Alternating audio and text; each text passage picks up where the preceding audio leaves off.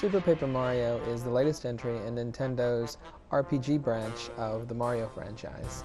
The game is developed by Intelligent Systems, who developed 2004's Paper Mario Thousand Year Door for the GameCube, and they're following up with this new Wii title that was originally slated to hit the GameCube but has since moved on to the Wii. Regardless of what platform it was meant to be on, it's a great little game.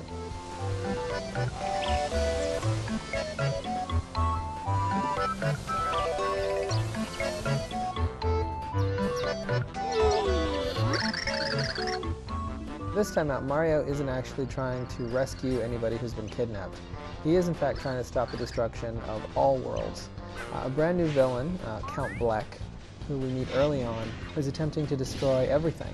Mario is brought to the town of Flipside, which kind of exists between dimensions, and asked to please stop that from happening.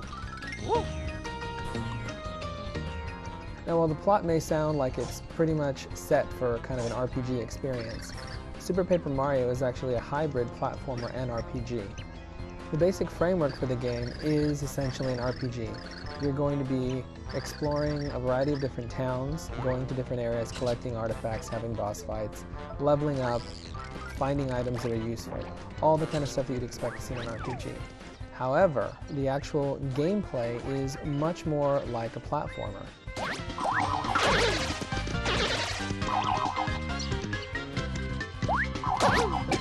Although Mario is the star of the game, obviously, you're actually going to have a party of 4 total characters that you can swap between at any time. Each one has unique abilities.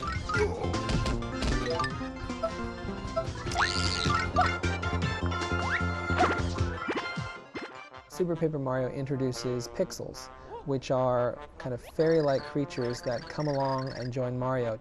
Each pixel has a unique ability that you can use either separately or in tandem with Mario, or any of the characters that you currently have selected to do different things. So for example, Boomer is a bomb pixel that you can actually set and detonate. Slim is another pixel that you can use to make yourself paper thin. Now you're actually going to find about 9 pixels over the course of the game that will then come in handy and are actually essential towards progressing and solving some of the more creative puzzles that you'll find in the game. Because one of the cool things about Super Paper Mario is the fact that the design is so inventive. So while the game has a pretty straightforward and kind of linear layout, there's actually quite a bit more to it than that.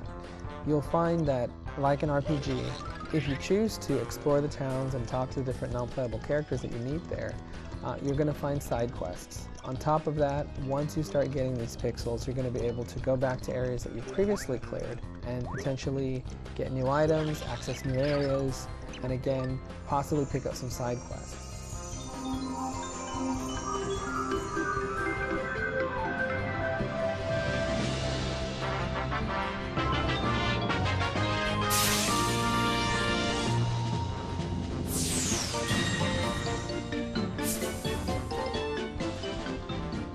Now, although Super Paper Mario was originally slated to be a GameCube title, it's made the transition to the Wii pretty effortlessly. The control scheme is about as basic as it gets. You're going to hold the Wii remote sideways, your left finger over the D-pad, and your right thumb over the 1 and 2 buttons. Nintendo and Intelligent Systems have actually been really smart about putting in some very unobtrusive ways of using the Wii remote in the experience. A lot of the items that you're going to use in the game, either during battle or to restore your health or things like that, will require you to use the Wii remote in some way. Whether it's shaking it really rapidly to trigger an attack, or holding it in a specific way at a set time, these are all things that make good use of the Wii remote without being too obtrusive.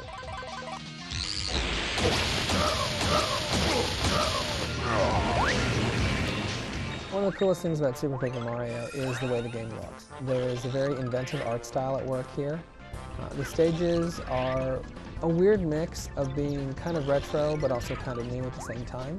There is definitely kind of a retro feel to the whole experience because you are basically going and doing a bunch of platforming that's very classic Mario Brothers.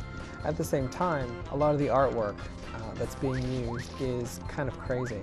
It's all very smartly done, and there are tons of little touches that you'll notice throughout the game that are very clever. Now, as cool as the game is, there are 1 or 2 rough spots that keep Super Paper Mario from really kind of being a truly classic game. The camera gets a little awkward when you flip in certain areas, making it very difficult to see. The audio in the game, although perfectly fine, is a little underwhelming. The music is good, but there aren't any memorable or standout themes that really kind of stay with you once you leave the game.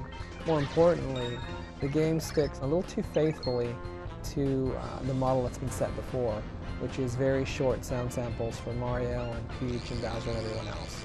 It's not like we're expecting full speech, but the little tiny snippets of speech just really kind of stand out here. And finally, the pacing for the game is a little off. The later levels stand out because you'll find that navigating mazes and dealing with waves of enemies is a bit more tedious than some of the stuff that you've been doing prior. Now, despite the odd imperfections, Super Paper Mario still has a ton of charm to spare. The game is fun, it's very playable, it looks great, has a lot of charm, it's very funny, very well written, very well localized. And there's actually a good chunk of content to sort of deal with while you're playing through the main quest, and then after you finish the game, it's possible to go back and continue on with some of the things that you weren't able to finish before you wrapped up the game. So if you've got a Wii and you're looking for a really fun and engaging game, you'll definitely want to go out and pick up Super Paper Mario.